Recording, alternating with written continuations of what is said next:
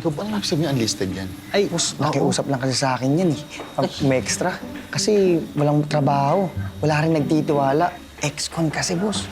Magpa-file ako ng incident report ito sa head office, ha? Disistante tayo sa mga ginagawa mo, eh.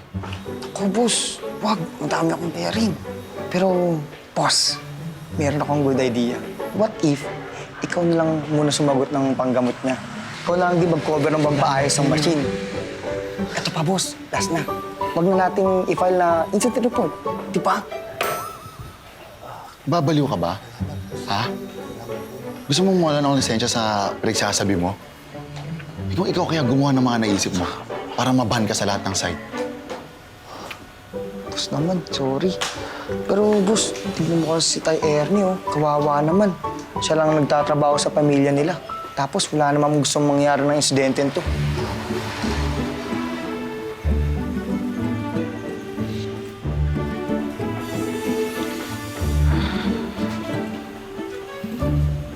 Ernie, Boss, sige. Ako nagpapagamot sa'yo. Pero ipa-file ko pa rin yung incident report na to, ha? Pipirma na lang tayo ng kasunduan na babayaran mo ng paunti-unti yung mga naging gastos at yung nasira mo equipments. sige boss, pag bumalik ako ulit sa kondisyon, pagtatrabaho ko po agad. Boss, huwag niyo lang po mapakulong, boss. Sige na, umuwi na ako kayo. Talaga, boss? Salamat ah. Boss, teka lang. Pwede yung mangyari ng pag-taxi. Utang mo sa company! Dad, you can't go back to jail! Paano na ako? I can't live my life alone! You're gonna leave me? No. Anak, ang OA mo. I don't like to be jail. Ayoko bumalik na sa jail. Siyempre, ano ka ba? Hindi.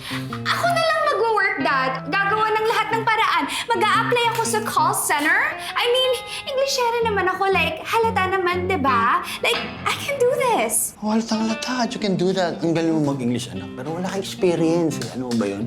Ma-overwhelm ka lang. Really? Like, you don't trust me talaga, Dad, ha? May pag ganun pa, may pagtampo pa. Dad, wala. Sakit ka to. Ay, may ko Sige sa talaga, DC, ma. sige. Gawin mo yan ng mag-isa dun sa jail. Baka makasala rin ka, Fanny. Sige na, mababayin ako, anak. How am I gonna do this? Oh! I've got the answer! I'm so brainy.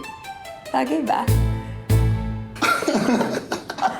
Miss, huwag mo pagkitripan dito, ha? Hindi mo kaya magtrabaho dito. Baka mag-inarte ka lang. Hold up! Are you actually discriminating me because babae ako? May experience ka ba? Ah, paano naman magkakaroon ng experience kung hindi bibigyan ng chance?